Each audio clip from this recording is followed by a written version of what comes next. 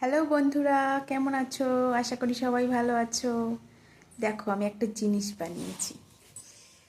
পৌষ মাস পড়তে না পড়তেই দুধ পুলি বানিয়ে ফেলেছি। দেখো, কে কে খাবে তাড়াতাড়ি চলে আসো। কেমন হয়েছে বলবে।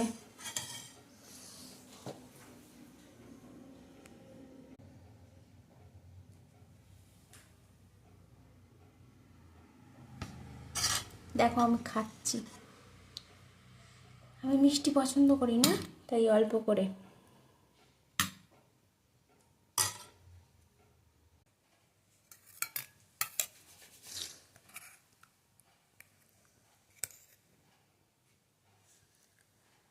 গরম